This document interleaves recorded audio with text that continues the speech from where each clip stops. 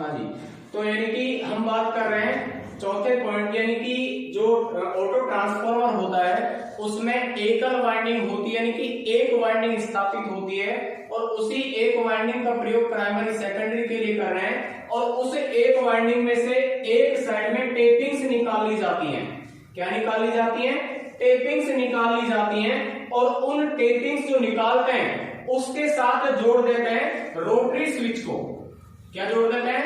Rotary switch को। Rotary switch या selector switch भाई उसको बोल सकते हैं। जब आप रोटरी स्विच या सेलेक्टर स्विच को जोड़ रहे हैं तो उस स्विच के माध्यम से इसका प्रयोग वोल्टेज रेगुलेटर के रूप में कर सकते हैं। वोल्टेज रेगुलेटर, अब यहां पे आपको क्लियर करते हैं कि टेपिंग्स क्या होती हैं। तो इसका सीधा मतलब ये होता है कि जैसे मान लीजिए स्टेप अप प्रकार का ट्रांसफार्मर है, इसमें से मान लीजिए ये जो टर्नों की संख्या है, आपने एक कनेक्शन यहां किया और ये कनेक्शन बाहर निकाल लिया, उसके बाद एक कनेक्शन ये किया, ये बाहर निकाल लिया, ये कनेक्शन किया, ये बाहर निकाल लिया। तो यानी कि आपने ये पॉइंट्स बना दिए, यानी कि जो टर्मिनल बना दिए 1 2 3 4 5, ठीक है ना। तो यानी कि आपने जो पॉइंट बनाए और इनको जो पॉइंट बनाकर जो जिसको जोड़ा किसके माध्यम से? रोटरी स्विच या सेलेक्टर स्विच के। तो यानी कि जो वाइंडिंग्स में से, यानी कि जो आपकी पूरी वाइंडिंग है उसमें से बीच टर्नों में से कनेक्शन करके जो टर्मिनल बाहर निकाले जाते हैं उसी को क्या बोलते हैं? टेपिंग करना। क्या बोलते हैं? टेपिंग करना। तो यानी कि जब आपने टेपिंग्स बाहर निकाली, इनको किससे जोड़ दिया? रोटरी स्विच या सेलेक्टर स्विच से जोड़ दिया। तो जोड़ देने के बाद जब आप मान लीजिए इसको 0 मानेंगे, इसको 1 मानेंगे, इसको 2 मानेंगे, इसको 3 मानेंगे, इसको 4 मानेंगे। तो यानी कि जैसे ही सेलेक्टर स्विच को आप एक पॉइंट पर, यानी कि फर्स्ट पॉइंट पर आप या फर्स्ट स्टेप पर आप इसको अंकित करेंगे, तो यानी कि जो क्षेत्र है वो प्राइमरी की अपेक्षा कैसा है? कम है। तो यानी कि आउटपुट वोल्टेज कैसी रहेगी? कम रहेगी। तो उसी अनुरूप आप जैसे जैसे सेलेक्टर स्विच यानी कि रोटरी स्विच को 1 से 2, 2 से 3, 3 से 4 या 4 से 5 बढ़ाते जाएंगे तो जो सेकेंडरी वाइंडिंग उसका क्षेत्र बढ़ता चला जाएगा, यानी कि जो टर्नों की संख्या है वो अधिकतम होती जाएगी और वोल्टेज का मान अधिकतम होता जाएगा। तो इसीलिए इस प्रकार के जो ट्रांसफार्मर होते हैं उनमें जब टेपिंग्स निकालकर उनको रोटरी स्विच या सेलेक्टर स्विच के माध्यम से जोड़ दिया जाता है तो उसका जो वोल्टेज रेगुलेटर है उनकी तरह उसको व्यवहार किया जाता है। जिस तरीके से सीलिंग फैन में आप रेगुलेटर प्रयोग करते हैं तो उसका केवल काम क्या है? वोल्टेज की क्षति करना, यानी कि वोल्टेज का ड्रॉप करना। तो उसी प्रकार से जब आप इसके क्षेत्र को बढ़ाते जाएंगे तो यानी कि वाइंडिंग का जो टर्नों का क्षेत्र वो अधिक होता जाएगा और टर्नों की संख्या जब अधिक होगी तो फ्लक्स अधिकतम कटेगा और वोल्टेज का मान अधिकतम होगा। तो इसी अनुरूप में जो ऑटो ट्रांसफार्मर होता है उसमें एक वाइंडिंग होती है जिसमें से टेपिंग्स निकालकर उनको रोटरी स्विच या सेलेक्टर स्विच के जोड़कर उनका वोल्टेज रेगुलेटर के रूप में प्रयोग किया जाता है। ठीक है ना। अब बात करते हैं कि जो स्टेप अप और स्टेप डाउन प्रकार के जो ट्रांसफार्मर हैं उनका आप पता कैसे लगा सकते हैं। कि आपको दूसरी परिभाषा में बोले कि यानी कि सीधा आपको ये दे दिया जाए कि N2 लेस देन N1, तो इसका मतलब क्या है? यानी कि N का मतलब क्या है? N जहां टर्नों की संख्या, क्या मतलब है? जहां टर्नों की संख्या। तो यानी कि N1 का मतलब है प्राइमरी वाइंडिंग और N2 का मतलब है सेकेंडरी वाइंडिंग। यानी कि प्राइमरी वाइंडिंग से टर्नों की संख्या अधिक है सेकेंडरी वाइंडिंग की, तो वो ट्रांसफार्मर कौन सा हो जाएगा? स्टेप अप ट्रांसफार्मर हो जाएगा। यानी कि स्टेप अप ये हो गया। तो यानी कि जो प्राइमरी वाइंडिंग है इसका क्षेत्र कैसा है? कम है और सेकेंडरी वाइंडिंग का क्षेत्र कैसा है? अधिक है। तो उसी अनुरूप ये ट्रांसफार्मर कौन सा हो जाएगा? स्टेप अप ट्रांसफार्मर हो जाएगा। ठीक है ना। अगर बात करें दूसरे इक्वेशन की कि N2 लेस देन क्या हो जाएगा? N1, तो यानी कि जो सेकेंडरी के जो टर्नों की संख्या है वो कम हो जाएगी। किससे? सॉरी, सेकेंडरी वाइंडिंग के जो टर्नों की संख्या है उससे अधिक हो जाएगी प्राइमरी वाइंडिंग के टर्नों की संख्या, यानी कि ये डायग्राम है, ये स्टेप डाउन प्रकार का है, तो ये बोल रहा है कि जो सेकेंडरी की टर्नों की संख्या है वो कम है प्राइमरी वाइंडिंग से। तो यानी कि प्राइमरी वाइंडिंग का क्षेत्र ये है, सेकेंडरी का क्षेत्र ये है, तो यानी कि प्राइमरी का जो क्षेत्र अधिक हुआ, सेकेंडरी का क्षेत्र कम हुआ। तो यानी कि इस अवस्था में अगर टर्नों की संख्या का रेशो होगा, यानी कि अनुपात होगा, तो वो ट्रांसफॉर्मर कौन सा कहलाएगा? स्टेप डाउन प्रकार का ट्रांसफॉर्मर। तो यानी कि इस तरीके से आपसे पूछ भी सकता है, सवाल भी दे सकता है कि अगर आपका इक्वेशन ये है तो ट्रांसफॉर्मर कौन से टाइप का होगा? तो यानी कि टर्नों की संख्या सेकेंडरी की अधिक है प्राइमरी से, तो स्टेप अप प्रकार का होगा। और अगर N1 यानी कि प्राइमरी की टर्नों की संख्या अधिक है सेकेंडरी से, तो कौन सा हो जाएगा? स्टेप डाउन प्रकार का ट्रांसफॉर्मर हो जाएगा। और इसी आधार पर आप इनको पहचान सकते हैं, ठीक है ना। अगर आपको दे दी जाए ऑटो ट्रांसफॉर्मर के अंदर आपको दे दिया जाए N-1, तो N-1 का सीधा संबंध होता है कॉपर सेविंग से, यानी कि तांबे की बचत से। और ये सीधा फैक्ट भी है कि जो सामान्य प्रकार के जो ट्रांसफॉर्मर हैं उनकी अपेक्षा ऑटो ट्रांसफॉर्मर में कॉपर का जो सेविंग है, यानी कि तांबे की जो बचत है, वो सर्वाधिक होती है। अब वो होती किस आधार पर? यानी कि आप चाहे सिंगल फेज ट्रांसफॉर्मर प्रयोग करें या 3 फेज ट्रांसफॉर्मर प्रयोग करें, तो उनकी अपेक्षा में अगर देखा जाए तो सिंगल फेज और 3 फेज, सिंगल फेज में भी अगर आप एक वाइंडिंग प्रयोग कर रहे हैं तो एक वाइंडिंग प्राइमरी की हो जाएगी, एक वाइंडिंग सेकेंडरी की हो जाएगी। अगर बात करें 3 फेज की, तो 3 फेज में भी 3 प्राइमरी वाइंडिंग, 3 सेकेंडरी वाइंडिंग, इस आधार पर उसमें 6 वाइंडिंग हो गई। और जो सिंगल फेज उसमें 2 वाइंडिंग हो गई। तो उनकी अपेक्षा में जो ऑटो ट्रांसफॉर्मर है उसमें केवल कितनी वाइंडिंग? एक वाइंडिंग। तो एक ही वाइंडिंग का प्राइमरी सेकेंडरी के रूप में आप प्रयोग कर रहे हैं, तो इस आधार पर आप कह सकते हैं कि जो ऑटो ट्रांसफॉर्मर होते हैं उनमें कॉपर सेविंग अधिकतम होती है, यानी कि उनकी अपेक्षा में कॉपर सेविंग कैसी है? अधिकतम है। इसीलिए अगर ऑटो ट्रांसफॉर्मर के अंदर N-1 का सीधा संबंध होता है कॉपर सेविंग से, यानी कि तांबे की बचत से, ठीक है ना। तो यानी कि इस आधार पर ऑटो ट्रांसफॉर्मर कार्य करता है, इसका कनेक्शन होता है, इसकी बनावट होती है और इसके कार्य होते हैं। और इसका सिद्धांत पहले बता ही दिया कि जो इसका सिद्धांत है वो सेल्फ इंडक्टेंस का, स्वयं प्रेरण का है। तो यानी कि बात करते हैं इसकी एडवांटेज की, यानी कि ऑटो ट्रांसफॉर्मर का जो एडवांटेज है, लाभ है, जिसको मेरिट्स भी बोल सकते हैं, तो वो कौन कौन से हैं?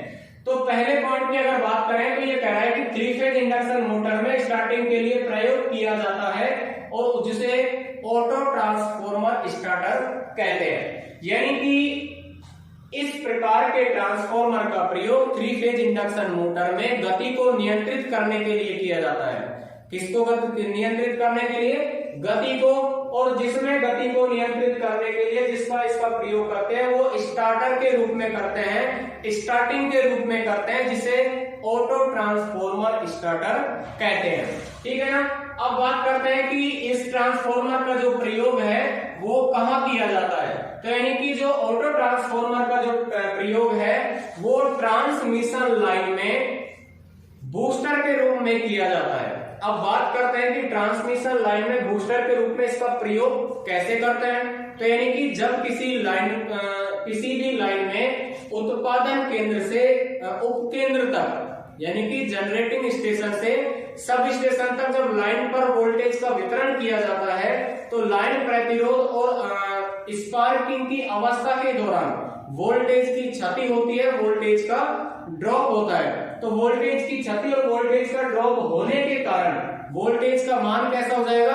कम हो जाएगा। तो उस कम वोल्टेज जो हुआ है उसकी क्षति पूर्ति करने के लिए जिस युक्ति या डिवाइस का प्रयोग करते हैं वो ऑटो ट्रांसफॉर्मर का भी कर सकते हैं, ठीक है ना। तो जो ऑटो ट्रांसफॉर्मर का क्षति पूर्ति के लिए जो प्रयोग कर रहे हैं उसको क्या बोल देते हैं? बूस्टर। यानी कि जो आप वोल्टेज में जो कमी पूर्ति हुई है उसकी पूर्ति, क्षति पूर्ति करने के लिए जिस ट्रांसफॉर्मर का आप प्रयोग कर भी सकते हैं, तो उस ट्रांसफॉर्मर का किस रूप में प्रयोग कर सकते हैं? बूस्टर के रूप में कर सकते हैं, ठीक है ना। तो नेक्स्ट पॉइंट की बात करें कि जो ऑटो ट्रांसफॉर्मर है इसमें तांबे की बचत होती है। तो ये मैंने पहले भी बता दिया कि क्लियर है, ऑटो ट्रांसफार्मर में एक वाइंडिंग होती है, अन्य ट्रांसफार्मर में स्वतंत्र प्राइमरी सेकेंडरी वाइंडिंग होती है, तो उसके लिए इसमें तार कम लगता है, इसीलिए कॉपर की सेविंग होगी, तांबे की बचत होगी। ठीक है ना। उसके बाद बात करें कि इसका प्रयोग किस रूप में भी कर सकते हैं, यानी कि जो ट्रांसमिशन लाइन होती है उसमें न्यूट्रल पॉइंट बनाने के लिए भी इसका प्रयोग किया जा सकता है। यानी कि जो ऑटो ट्रांसफार्मर है उसको जो ट्रांसमिशन लाइन है उसमें अगर न्यूट्रल बनाना होगा तो इस ट्रांसफार्मर का न्यूट्रल पॉइंट बनाने के लिए भी प्रयोग किया जा सकता है। ठीक है ना, ये इसका एडवांटेज है। दूसरा, जो ऑटो ट्रांसफार्मर की जो इफिशियंसी है, दक्षता है, वो अधिक होती है। ठीक है ना, तो यानी कि इसमें प्राइमरी और सेकेंडरी वाइंडिंग अलग अलग स्थापित नहीं की जाती है, एक ही वाइंडिंग स्थापित की जाती है, जिसके कारण इसकी दक्षता भी अधिक होती है। अब जिस भी किसी मशीन की या युक्ति की अगर एडवांटेज है, लाभ है, तो उसके साथ उसकी हानियां भी हैं, लॉसेज भी हैं, जिसको डिसएडवांटेज भी बोल सकते हैं, डीमेरिट्स भी बोल सकते हैं। तो उसका डीमेरिट्स या डिसएडवांटेज का सीधा संबंध यह है कि जब ट्रांसफार्मर हाई वोल्टेज पर होता है तो वाइंडिंग आइसोलेट नहीं होने के कारण अधिक गर्म हो जाती है। ठीक है ना, तो इसका मतलब क्या है कि यानी कि अगर आप किसी ट्रांसफार्मर को हाई वोल्टेज यानी कि एचटी पर कार्य ले रहे हैं, अधिक वोल्टेज पर कार्य में ले रहे हैं, तो उसका सीधा मतलब यह है कि इसमें प्राइमरी और सेकेंडरी स्वतंत्र रूप से आइसोलेट नहीं है, अलग अलग नहीं है, यानी कि एक ही फॉर्मर पर स्थापित है, जिनका डिवाइडेशन आपने अलग अलग कर रखा है। तो उसके दौरान ये वाइंडिंग्स क्या होंगी, गर्म होंगी। क्या होंगी, गर्म होंगी। और जब वाइंडिंग्स अधिक गर्म होंगी तो उनके ऊपर चढ़ा अचालक पदार्थ विलीन होगा, कमजोर होगा, या उसमें क्रैक्स आ जाएंगे। और जब वो कमजोर हो जाएगा या क्रैक्स जब आएंगे तो प्राइमरी और सेकेंडरी में जब संपर्क होगा या वो आपस उनमें जो लीकेज करंट का जब मान आएगा तो वाइंडिंग्स क्या हो सकती हैं, शॉर्ट सर्किट हो सकती है, उनमें जो दोष पैदा हो सकता है। तो इसीलिए इसमें ये क्या है, ये इसमें लॉस है, इसकी कमी है। ठीक है ना। दूसरी अगर बात करें कि जो ऑटो ट्रांसफार्मर है उसका प्रयोग हाई वोल्टेज से लो वोल्टेज के लिए प्रयोग किया जाए तो उसका जो कॉमन टर्मिनल है उसको अर्थ करना जरूरी है, नहीं तो उसको जो ऑपरेट करने वाला ऑपरेटर है उसको इलेक्ट्रिक शॉक लगेगा, विद्युत झटका लगेगा। तो यानी कि ये जो सारी जो प्रिकॉशन है, सावधानियां हैं, ये इस ऑटो ट्रांसफार्मर को लिए जो अपनानी है। तो इस प्रकार से जो ट्रांसफार्मर है वो दो प्रकार से हो गया, स्टेप अप और स्टेप डाउन। उसको आपको बता दिया कि पहचानना कैसा है, कि कैसे कैसे इनकी वाइंडिंग प्राइमरी सेकेंडरी डिवाइडेशन की जाती है, या फिर इनमें जो वोल्टेज का लो करना है, वोल्टेज को अप करना है, तो वो किस स्विच के माध्यम से कर सकते हैं, यानी कि वो सेलेक्टर स्विच या रोटरी स्विच के सहायता से टेपिंग्स निकाल कर सकते हैं। ठीक है ना। तो इस प्रकार से जो ऑटो ट्रांसफार्मर होता है उसका कार्य होता है, उसका वर्गीकरण होता है। तो अगर आपसे पूछ लिया जाए कि यदि ऑटो ट्रांसफार्मर का प्रयोग यदि 5 एम्पियर से 10 एम्पियर की दर पर किया जाए तो उसमें जो कंपोनेंट प्रयोग करते हैं उस कंपोनेंट को क्या कहेंगे। ठीक है ना। तो यानी कि ऑटो ट्रांसफार्मर का प्रयोग जो 5 एम्पियर से 10 एम्पियर की दर पर अगर करें तो उस कंपोनेंट या उस इंस्ट्रूमेंट का नाम होता है पोटेंशियोमीटर। कौन सा होता है, पोटेंशियोमीटर। ठीक है ना। तो इसके बाद एक टॉपिक आता है वेरिएक। क्या आता है, वेरिएक, यानी कि जो ऑटो ट्रांसफार्मर है उसमें एक टॉपिक की हम बात करेंगे जिसका नाम है वेरिएक। अब वेरिएक होता क्या है, जिसकी मैंने शॉर्ट रूप में आपसे बात भी की कि एक टेपिंग्स निकालकर उसमें से एक रोटरी स्विच जोड़कर जो वोल्टेज रेगुलेटर के रूप में आप जिसका प्रयोग कर रहे हैं उसी को वेरिएक बोल सकते हैं। अब उस वेरिएक की जो आगे आप बात करेंगे उसमें ये कह सकते हैं कि जब किसी ऑटो ट्रांसफार्मर में से 8 से 10 टेपिंग्स निकाल दी जाए, यानी कि 8 से 10 जो टेपिंग्स निकाल दी जाए तो उन टेपिंग्स की जो अलग अलग जो वोल्टेज है उनको प्रदान करने के लिए, उनको सप्लाई करने के लिए एक उपकरण प्रयोग किया जाता है जिसका नाम दे देते हैं वैरिएक। क्या नाम देते हैं? वैरिएक नाम देते हैं। और ये एसी वोल्टेज को कम करने का और अधिक करने का काम करता है। ठीक है ना? तो यानी कि इस तरीके से इसमें संयुक्त होता है। अगर बात कर दी जाए, आपसे ये पूछ लिया जाए कि यदि अगर मान लीजिए अगर जो टेपिंग्स है, जो सेलेक्टर स्विच है, उसको अगर सीरीज में जोड़ दिया जाए, यानी कि श्रेणी क्रम में उसको एक वायर बाउंड प्रकार का एक रजिस्टर जोड़ दिया जाए, तो उस रजिस्टर को आप क्या नाम देंगे? जिसका मैंने पहले भी आपको बताया था कि 5 से 10 एम्पियर की दर पर अगर बदलना हो, परिवर्तन करना हो, तो उसको क्या बोलेंगे? तो उसको बोलेंगे पोटेंशियोमीटर। तो उसी प्रकार से अगर सीरीज में एक वायर बाउंड प्रकार का एक रेजिस्टेंस अगर जोड़ दिया जाए, तो वो इंस्ट्रूमेंट, वो युक्ति, वो कंपोनेंट क्या कहलाएगा? तो वो कंपोनेंट पोटेंशियोमीटर कहलाएगा। क्या कहलाएगा? पोटेंशियोमीटर कहलाएगा।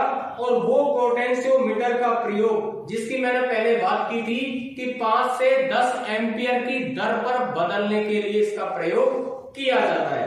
ठीक है ना? तो यानी कि बात करें हम सीधे तौर पर, तो ये कह सकते हैं कि जो पोटेंशियोमीटर है वो एक तरीके का प्रतिरोध है जिसके माध्यम से धारा के मान में कमी या अधिकता कर दी जाती है। ठीक है ना? तो वैरिएक का प्रयोग डीसी परिपथ में आप नहीं कर सकते, यानी कि डीसी परिपथ में वैरिएक का प्रयोग नहीं किया जाता है। अगर डीसी परिपथ में आपको वोल्टेज को कम करना है, वोल्टेज को अधिक कार्य करना है, तो उसके प्रयोग के लिए आप रियोस्टेट का प्रयोग करेंगे, यानी कि परिवर्तनीय प्रतिरोध का प्रयोग करेंगे। तो इस तरीके से सीधे तौर पर आप कह सकते हैं कि एसी सप्लाई की कमी या अधिकता करने के लिए पोटेंशियोमीटर यानी कि वैरिएक का प्रयोग किया जाता है। किसका प्रयोग किया जाता है? वैरिएक का प्रयोग किया जाता है। अगर आप डीसी की वोल्टेज में कमी या अधिकता प्रदान करना चाहें, तो उसमें रियोस्टेट का प्रयोग किया जाता है। किसका प्रयोग किया जाता है? रियोस्टेट का।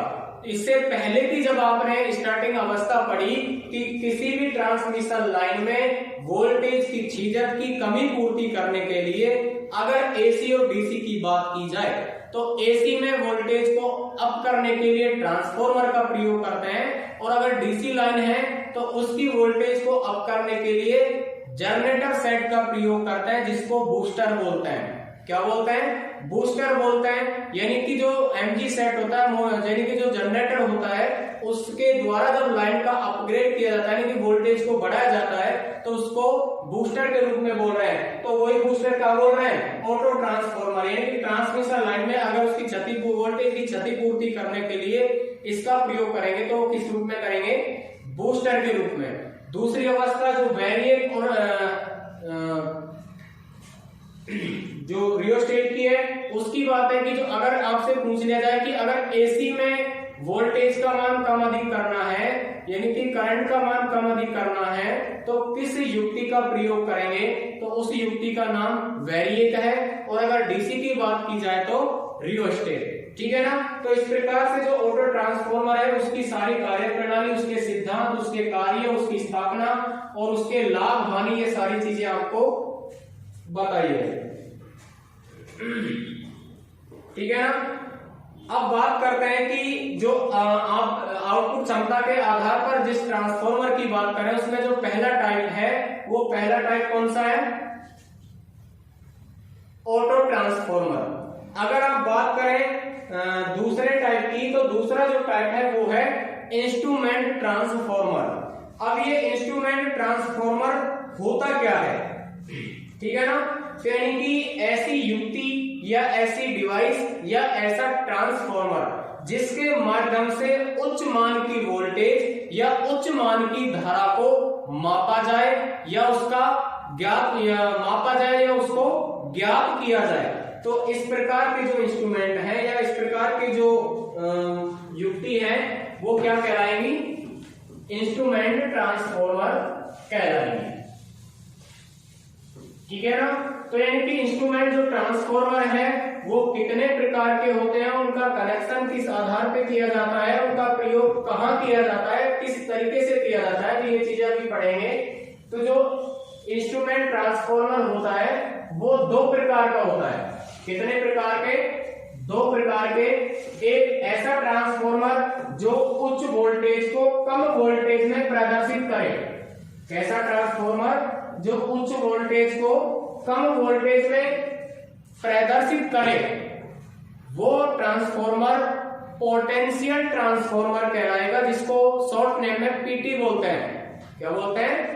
पीटी, यानी कि विभव ट्रांसफॉर्मर, विभव परिणामित्र। और एक ऐसा ट्रांसफॉर्मर जो उच्च धारा के मान को कम धारा में प्रदर्शित करे, उसे करंट ट्रांसफॉर्मर कहते हैं, यानी कि धारा परिणामित्र कहते हैं। ठीक है ना? तो हम बात करेंगे पहले धारा परिणामित्र की, यानी कि धारा ट्रांसफॉर्मर की, यानी कि करंट ट्रांसफॉर्मर की।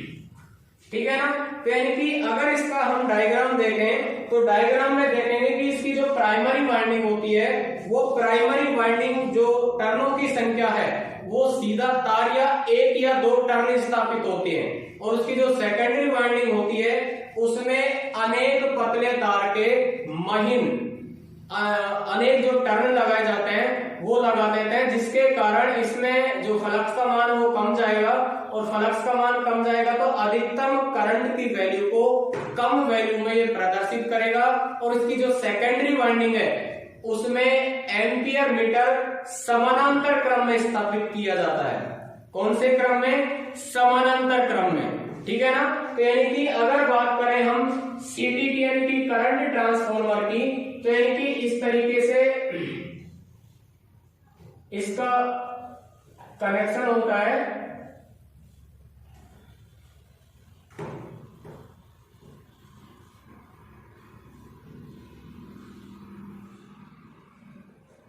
यानी कि ये प्राइमरी वाइंडिंग, ये सेकेंडरी वाइंडिंग। ठीक है ना? तो इस प्रकार से इसका कनेक्शन होता है। अब बात करते हैं इसकी कार्य प्रणाली की, कि जो करंट ट्रांसफॉर्मर है वो कैसे कार्य करता है।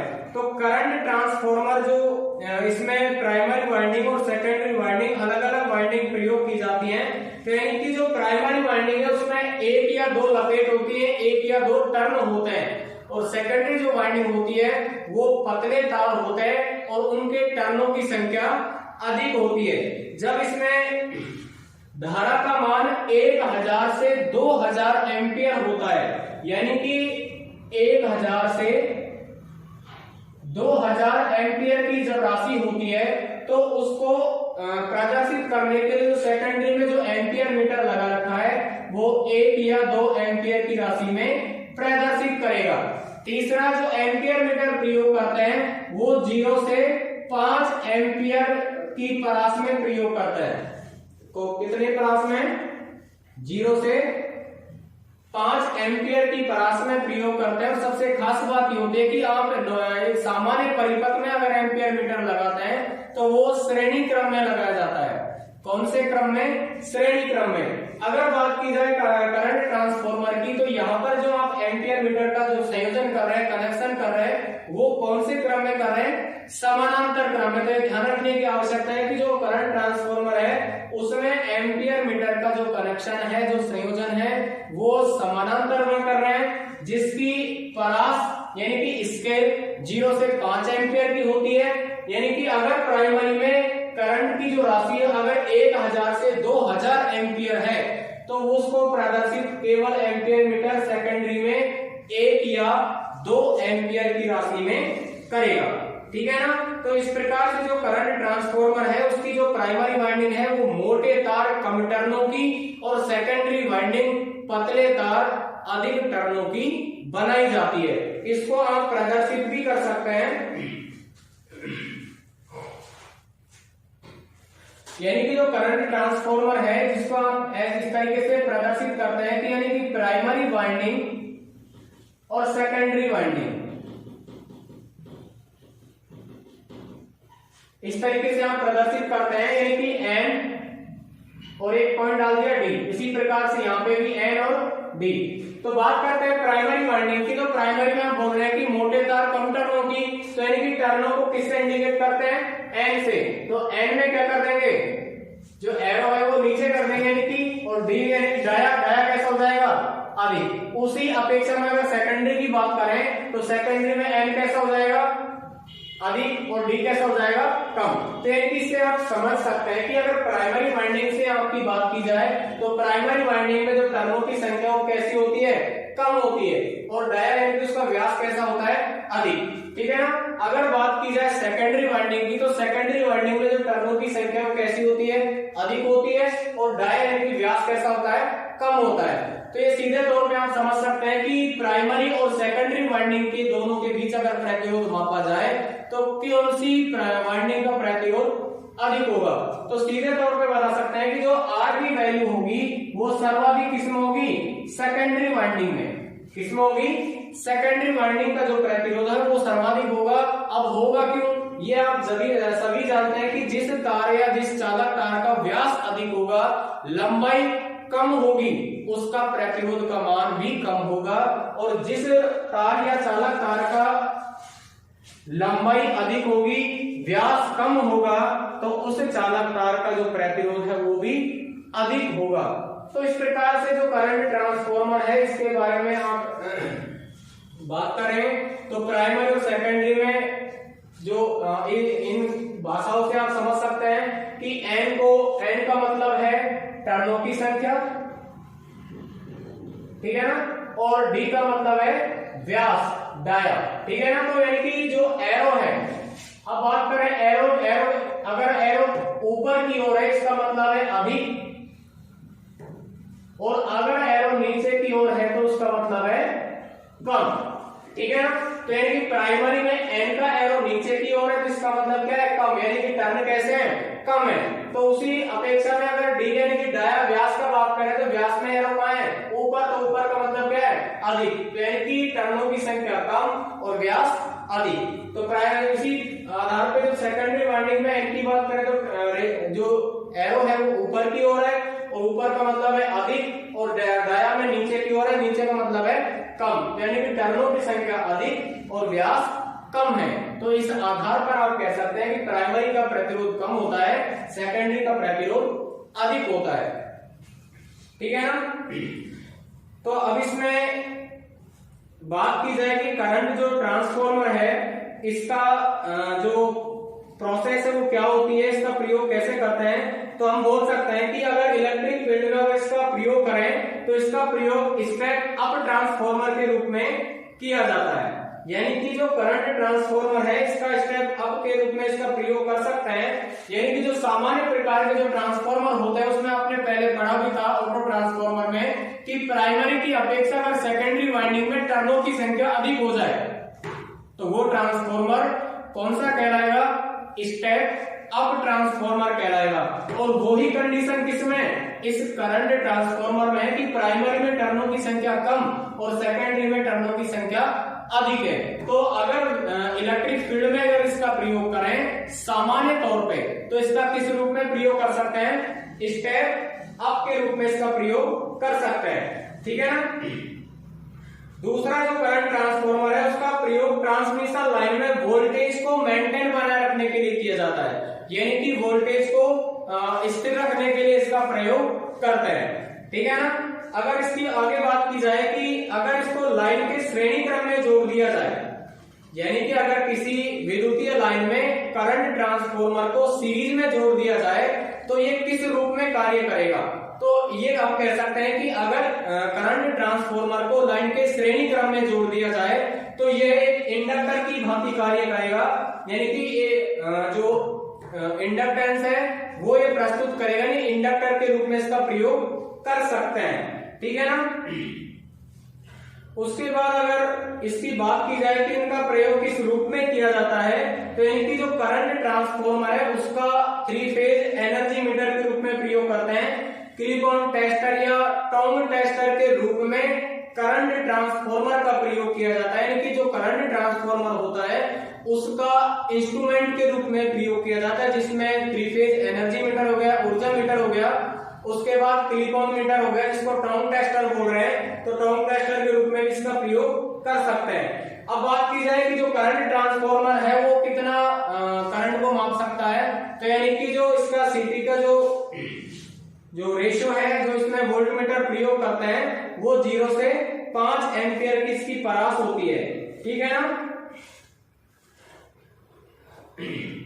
अब इसमें जो प्रोसिक्यूशन आता है, सावधानी आती है, वो ये आती है कि आपसे अगर ये बोल दिया जाए कि इसकी जो सेकेंडरी वाइंडिंग है इसको अगर ओपन कर दिया जाए, यानी कि इसमें किसी भी प्रकार का लोड संयोजित ना हो, तो ट्रांसफॉर्मर पर क्या प्रभाव पड़ेगा, ट्रांसफॉर्मर जो इफेक्ट आएगा वो कौन सा आएगा, ठीक है ना।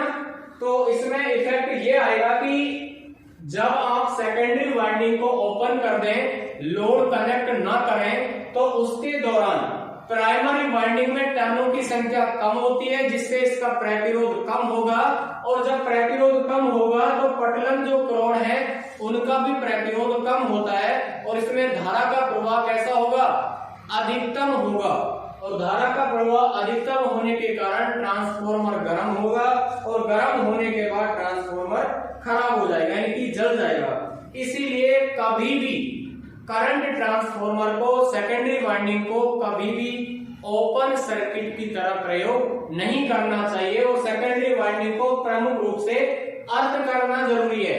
यानी कि जो आप सेकेंडरी वाइंडिंग स्थापित कर रहे हैं उसका एम्पियर मीटर तो लगा ही है, यानी कि लोड लग रहा है, उसके बाद उसको क्या करना जरूरी है, अर्थिंग करना जरूरी है, जिसके कारण अधिक मान का करंट उसमें प्रवाह ना हो, और किसी भी प्रकार की जो ब्रंट यानी कि जलने की जो अवस्था उसमें उपस्थित ना हो, ठीक है ना। तो इसमें मैंने पहले भी बताया था कि अगर आपसे पूछ लिया जाए कि जो करंट ट्रांसफॉर्मर है, उस करंट ट्रांसफॉर्मर में जो वोल्ट एम्पियर मीटर प्रयोग करते हैं, तो एम्पियर मीटर का जो कनेक्शन है वो कौन से प्रकार का है, तो आप सीधे तौर पे बता सकते हैं कि जो एम्पियर मीटर का कनेक्शन है वो समानांतर प्रकार का है। कौन से प्रकार का है, समानांतर प्रकार का, यानी कि सामान्य परिपथों में जो एम्पियर मीटर है वो श्रेणी क्रम में लगाया जाता है, सीरीज में लगाया जाता है, पर हम यहाँ करंट ट्रांसफॉर्मर में उसका प्रयोग कहां कर रहे हैं, समानांतर क्रम में कर रहे हैं, यानी कि पैरेलल में कर रहे हैं। तो ये आपको बातें याद रखनी है, ठीक है ना। अब उसके बाद हम बात करते हैं ऐसे ट्रांसफॉर्मर की जो अधिकतम वोल्टेज के मान को कम वोल्टेज में प्रदर्शित करे, यानी कि जो मैक्सिमम वोल्टेज को मिनिमम वोल्टेज में परिवर्तन करने वाला इंस्ट्रूमेंट या एक युक्ति जो ट्रांसफॉर्मर कहलाती है वो कौन सी होती है, तो वो युक्ति या डिवाइस कहलाती है पोटेंशियल ट्रांसफॉर्मर या विभव परिणामित, जिसको शॉर्ट नाम में पीटी बोल सकते हैं, पोटेंशियल ट्रांसफॉर्मर, ठीक है ना। तो इसका आप संयोजन करना चाहें तो इस प्रकार से कर सकते हैं।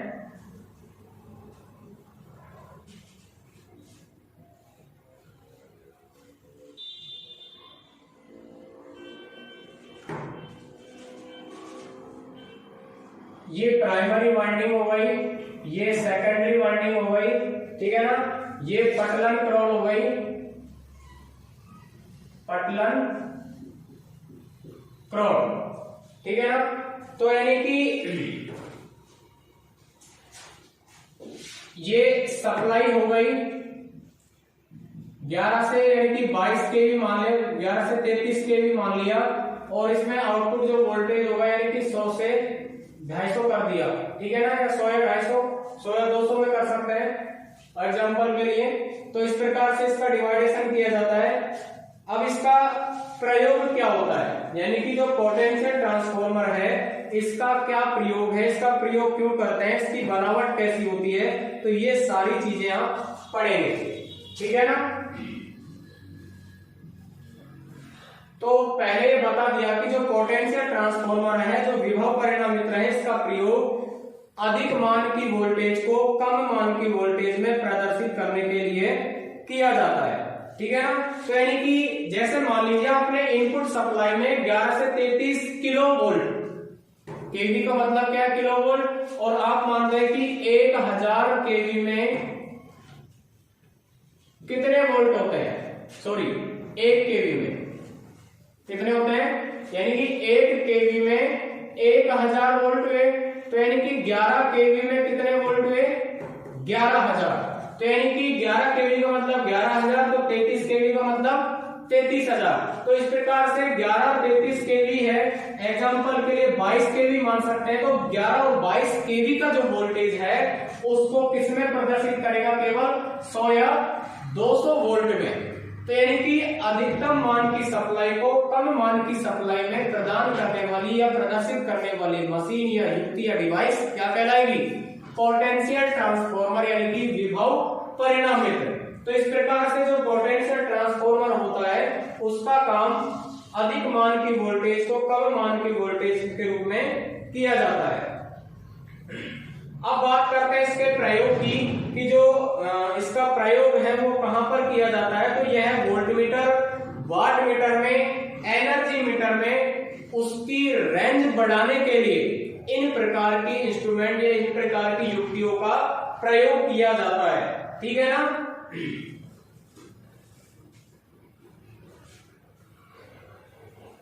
अगर इसकी बात की जाए कोर टाइप में, यानी कि आपसे अगर पूछ ले कि जो पीटी है, पोटेंशियल ट्रांसफॉर्मर है, इसकी कोर टाइप कौन सी है, तो इसकी कोर टाइप आप बोल सकते हैं सेल टाइप। कौन सी टाइप, सेल टाइप। यानी कि जो परिणामित्र, जो विभव परिणामित्र है उसमें जो कोर आप प्रयोग कर रहे हैं वो कोर कौन से टाइप की प्रयोग कर रहे हैं, सेल टाइप की प्रयोग कर रहे हैं। यानी कि सेल टाइप की उसमें आप प्रयोग कोर का कर रहे हैं। ठीक है ना। तो इस प्रकार से जो पोटेंशियल ट्रांसफॉर्मर है उसका कार्य होता है। और एक अगर बात की जाए कि जो पोटेंशियल ट्रांसफॉर्मर है वो जिसका डिजाइन है या जो बनाया जाता है, जो कंस्ट्रक्शन उसकी की जाती है, वो कितने वोल्टेज के लिए की जाती है, तो यानी कि वो कैसे दी जाती है, 110 वोल्ट के लिए की जाती है। ठीक है ना। तो यानी कि करंट ट्रांसफॉर्मर और पोटेंशियल ट्रांसफॉर्मर का साधारण रूप ये होता है कि अधिक मान के करंट को, अधिक मान के वोल्टेज को कम मान के करंट वोल्टेज में बदलने के लिए जिस डिवाइस या युक्ति का प्रयोग करते हैं वो इंस्ट्रूमेंट ट्रांसफॉर्मर होते हैं, यानी कि करंट ट्रांसफॉर्मर और पोटेंशियल ट्रांसफॉर्मर। ठीक है ना। अब उसके बाद आप बात करते हैं टर्म टेस्टर की। ठीक है ना। तो आपने पहले पढ़ा था कि जो करंट ट्रांसफॉर्मर है उस डिवाइस या युक्ति का प्रयोग टर्म टेस्टर या क्लिप ऑन मीटर के रूप में भी कर सकते हैं। तो टर्म टेस्टर क्या है, इसका प्रयोग कहां करते हैं और ये बना कैसे होता है। तो यानी कि इसका जो दूसरा नाम है वो स्लिप्ड कोर भी कह सकते हैं और फेज टेस्टर भी कह सकते हैं। यानी कि इसके द्वारा बिना अड़चन डाले किसी भी मशीन में जो केबल प्रवाहित हो रही है उसमें वो जो बहने वाला करंट है उसको आप माप सकते हैं। यानी कि अगर कोई मशीन चालित अवस्था में है और आप उसको बिना अड़चन डाले, उसको बिना बंद किए, उसमें जितना भी करंट का मान प्रवाहित हो रहा है, जितना भी मशीन करंट ले रही है उसका ज्ञात यानी उसका जो मापन है वो आप टर्म टेस्टर यानी कि क्लिप ऑन मीटर के द्वारा कर सकते हैं। ठीक है ना। तो यानी कि इसका जो प्रयोग है वो करंट ट्रांसफॉर्मर होता है, यानी कि जो करंट ट्रांसफॉर्मर है उसी का रूप क्लिप ऑन मीटर या टर्म टेस्टर है। ठीक है ना। इसकी जो कोर है वो कास्ट आयरन की बनी होती है जो प्राइमरी वाइंडिंग की भांति व्यवहार करती है। यानी कि जो क्लैप होता है वो प्राइमरी वाइंडिंग का काम करता है। ठीक है ना। तो प्राइमरी वाइंडिंग का काम जो करेगा वो जो कास्ट आयरन की बनी होगी तो वो प्राइमरी वाइंडिंग है। दूसरा जो इंस्ट्रूमेंट की जो कोर होती है उस पर जो वाइंडिंग लिपटी होती है वो वाइंडिंग सेकेंडरी वाइंडिंग का काम करेगी जिससे एमीटर जुड़ा होता है। अगर बात की जाए कि मान लो ये क्लैप है तो ये किसका व्यवहार करेगा, प्राइमरी वाइंडिंग का। इस पर जो वाइंडिंग स्थापित है वो सेकेंडरी वाइंडिंग का कार्य करेगा और ये इस पे क्या जोड़ दिया जाता है, एमीटर। तो यानी कि इस प्रकार से जो क्लिप ऑन मीटर है टर्म टेस्टर है या स्लिप कोर है, उसका प्रयोग धारा को बिना अड़चन मापने में किया जाता है। और ये किसका रूप है? करंट ट्रांसफार्मर का रूप है। तो इस प्रकार से जो फेजों के आधार पर आपने पढ़ लिया और आज आपने पढ़ा आउटपुट क्षमता के आधार पर, तो इस प्रकार से इन ट्रांसफार्मरों का वर्गीकरण किया जाता है, इन ट्रांसफार्मरों का स्थापना किया जाता है, प्रयोग किया जाता है। तो ये सारी चीजें आपने पढ़ी, ठीक है ना? धन्यवाद।